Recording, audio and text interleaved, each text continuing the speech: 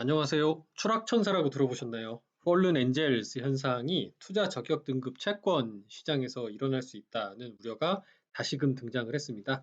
그래서 지금 여러분이 가지고 계신 내 채권 펀드 괜찮은가 한번 점검해 보실 필요가 있을 것 같아요. 오늘은 그 주제로 좀 말씀을 드려보겠습니다.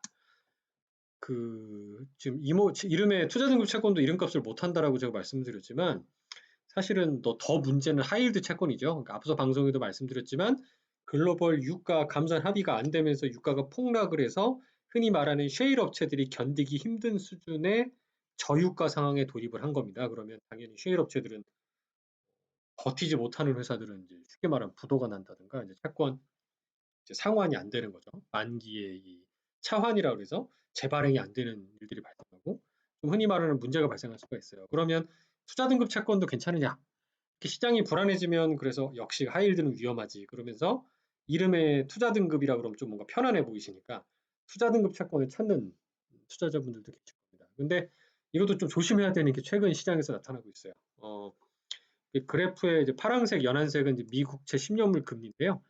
그동안에 금리가 이제 불확실하면 떨어집니다. 시장 경기가 좋지 않을 거라는 얘기일 수도 있고 미국이 금리를 낮추는 추세일 수도 있습니다. 근데 그렇게 되면 채권은 상식적으로 가격이 이렇게 상승하거든요. 그러니까 이 우리나라에서 설정액이 큰 우리글로벌이라고 그래서 지금 예전 그 알리안츠 자산운용 이 지금 우리글로벌 자산운용으로 이름이 바뀌었는데 여기에 빌그로스로 유명한 핌코의 그 투자 등급 채권 펀드가 있어요. 근데 보면 가격이 많이 올랐죠. 근데 이 투자 등급 채권이면 무조건 안전해야 된다고 봐야 되는데 최근에 보면 금리 상승하면서 그 기준 가격이 5에서 이 단기간에 3% 이상 하락을 합니다. 물론 주식 시장이 뭐 이거보다 뭐 한 10배는 많이 하락했을 거니까 그렇게 생각하실 수도 있지만 적지 않게 하락을 한 겁니다. 단기간에 3% 이상 하락을 했다는 얘기는. 왜냐하면 지금 투자 등급 채권에 투자하셔서 1년에 이자가 3% 받는 경우 흔치 않거든요. 그러니까 쉽지 않은 단기간에 큰 폭락이었다.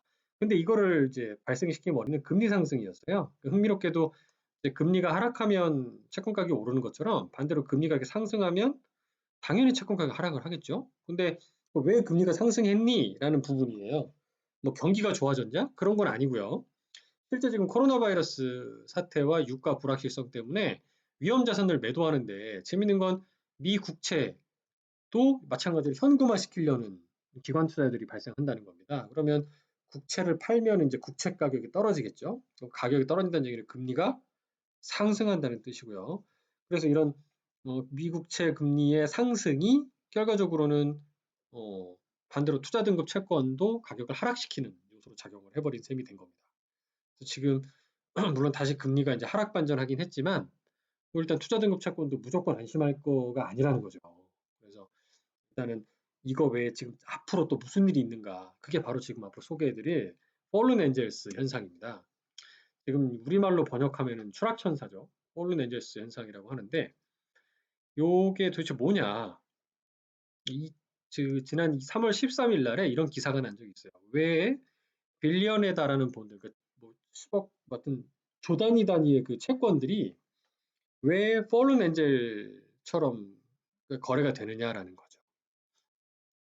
이게 먼저 폴른 엔젤의 정의를 먼저 말씀을 드리면 트리플 B 마이너스까지를 투자 등급이라고 이제 하거든요. 그래서 기존까지는 트리플 B 이상의 투자 등급이었지만 신용평가사들, 그러니까 미국에는 글로벌리 3대 신용평가사가 있죠.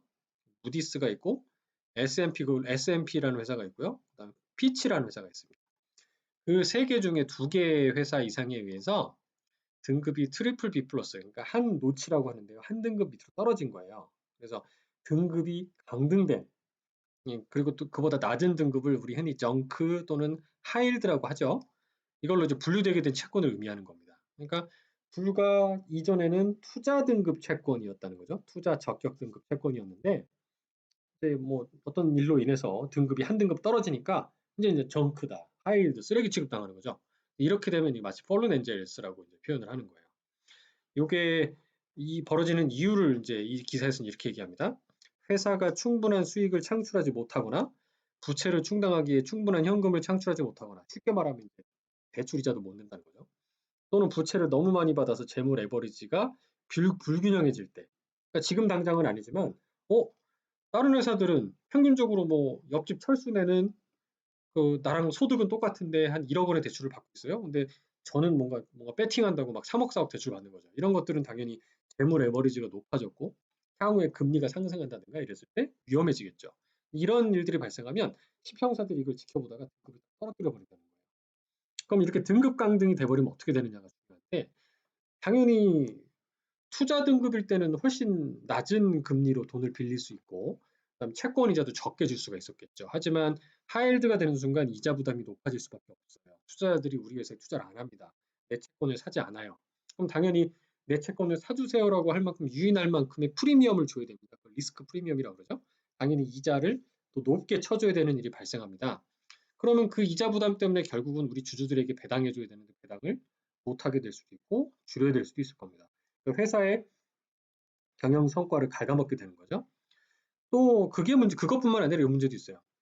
투자 등급 채권 펀드, 아까 말씀드렸던 핌코의 글로벌 투자 등급이라고 하는 채권에서 뭐 특정 종목이 갑자기 폴른 엔젤이 돼가지고 하이힐드가 됐어요. 그러면 펀드의 운용 전략상 투자 등급 채권만 투자를 해야 되는데 하이힐드가 되면 담을 수가 없잖아요. 그러면 어떻게 해요? 바로 매도를 쳐야 됩니다. 근데 매도를 칠 때 일시적으로 막 한 방에 시장에 많은 물량이 풀릴 수도 있어요. 왜냐면 미국 글로벌 채권 펀드들은 뭐 작게는 수조원에서 많게는 수십조, 뭐 100조 단위가 넘는 채권들 펀드들도 많기 때문이고요. 또 심지어 ETF로 채권을 투자하는 경우도 많기 때문입니다. 근데 채권은 주식과 다르게 유동성이 부족한 경우가 많죠. 유동성이 부족하다는 얘기는 거래 상대방을 찾기가 쉽지 않을 가능성이 높다는 거죠. 그렇게 되면 결국 가격이 폭락할 수 있는 리스크도 발생할 수 있다. 등등입니다. 이게 3월 13일 날 기사 내용입니다. 그래서 일단 연준에서는 이런 현상을 알긴 알아요. 왜냐하면 2014년도 유가 폭락할 때 경험을 한번 했었고 지난 2008년도 리만 부도나고 이걸 알기 때문에 일단 금리를 낮춰서 한계 기업들을 좀 살려주려고 즉각적으로 제로금리를 낮췄거든요. 한국은행도 어제 놀라서 갑자기 화들짝 놀라서 50이라고 0.5%포인트 금리를 낮췄습니다. 등등 이렇게 양적 완화를 게시한 건 참 긍정적이에요. 과거 경험상 QE, 그러니까 퀀터티브 이징이라고 해서 양적 완화 4탄을 이제 시행을 했다 기사가 나왔거든요. 7천억 달러다 얘기를 한 거죠. 그래서 가장 먼저 사주는 게 미국채 및 모기지 채권 등등이다라고 보는 거예요. 그러니까 주택 시장이라든가 뭐 국채 시장을 방어하겠다 이러면서 최대한 유화적인 제스처를 보여준 거죠. 그래서 우리보다 빨리 움직였고 이 뒤에 이제 한국은행도 금리를 낮춘 겁니다. 실제로 그럼 지금 미국의 폴른 엔젤이 떨어질 만한 규모가 얼마나 될까를 이제 추정해서 계산을 해보면 구겐하임이라고 하는 회사가 계산을 해보면 1조 달러 정도가 된대요. 그러니까 우리 돈으로 지금 1200원대가 넘는 1200조가 넘는 엄청난 돈이 지금 폴른 엔젤 급에 속하는 바로 직전 트리플 B 마이너스 때에 있는 거 아니냐라고 얘기하기도 하고요. 그중에서 UBS 그룹에서는 올해 그중에서 한 1,400억 달러 규모 정도, 한 14% 정도의 규모가 등급 강등이 될 수 있지 않을까 예상한다고 합니다. 그러니까 이게 뭐 적지 않은 규모라는 얘기죠. 그래서 이게 지금 유가가 이런 낮은 레벨로 조금 더 지속이 된다 그러면 지금 유가뿐만이겠습니까? 돈을 못 벌어서 어떻게 보면 높은 이자를 감내하면서도 하이힐드 채권 시장에서 자금을 조달하는 기업들, 이렇게 연명하는 회사들이 적지 않을 수 있는데 그런 회사들이 부도가 나면 뭐 그런 하이힐드 뿐이겠습니까? 투자 등급의 회사들의 재무 여건 또한 지금 1분기, 2분기 사람들이 밖에 안 나가고 돈을 안 쓰면 실적이 안 좋아지고요.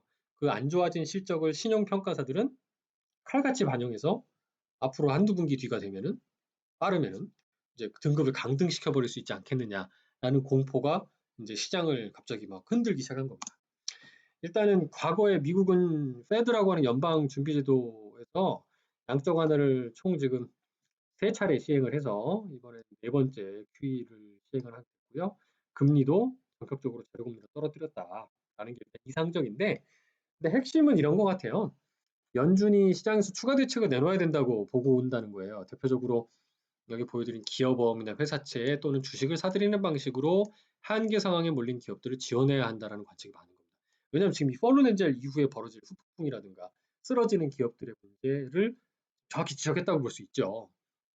그래서 실제 이런 연장선에서 지난 금융위기 때 사용했던 부실자산 구제 프로그램, 타프라고 해서 TARP라는 프로그램이 도입될 수 있다는 전망도 나온다고 합니다. 그래서 코로나19에 따른 충격이 사실은 아무리 비행기를 안 타고 지금 뭐 항공사도 부도난다는 얘기 많이 해요. 저 주변에서도 뭐 아시아나나 대한항공 관련된 채권, 뭐 주식 투자하고 있는 거 있느냐 막 다 조사하고 난리가 아니죠. 이게 숙박, 식당을 넘어서 사업종, 뭐 스포츠라든가 지금 뭐 다 경기를 관중들이 못 찾아오잖아요. 이런 미디어라든가 카지오라든가 전 산업 빠르게 확산하기 때문이라는 겁니다. 그래서 과거 금융위기 당시에 시티나 JP모건 같은 금융사나 뭐 GM 같은 자동차 업체가 이런 타프를 통해서 지원을 받은 바 있었다. 따라서 CNBC라는 데에서는 인용해서 말하기를 은행 부담도 덜고 기업과 경제 다른 부분에 자금을 제공했다. 즉 부도가 나서 돈을 떼이는 것보다는 가급적이면 좀 저리가 되었든 유동성 공급을 통해서 좀 회생을 할 수 있도록 자구적으로 할 수 있는 지원책을 주는 게 맞지 않겠냐는 거죠. 그래서 일단 폴른 엔젤이 당장에 벌어진 현상은 아니지만 이런 저유가로 인해서 만약에 오펙 플러스가 러시아까지 포함해서 감산을 여전히 양보를 안 한다든가 그래서 유가가 계속 낮은 레벨이에요. $30가 안 됩니다, 배럴당. 그러면 이게 앞으로 몇 달 더 지속이 된다 그랬을 때는 분명히 셰일 업체들 몇 개들이 넘어질 수도 있는 겁니다. 부도가 날 수도 있는 거고 또 그 기간 동안에 코로나도 또 안 잡혔다 그러면 이제 마찬가지 지금 여기 언급한 대로 여러 산업으로 확산돼서 이제 투자 등급에 우량하다고 판단되는 등급 투자 등급 내에서 가장 재무 구조가 좀 불안불안한 친구들 끝단에 있는 애들이 하이힐드로 툭 떨어지면서 이제 채권 시장에서의 큰 혼란을 다시 한번 야기할 가능성이 있을 수도 있겠다. 당장에 지금 있다는 건 아니고요.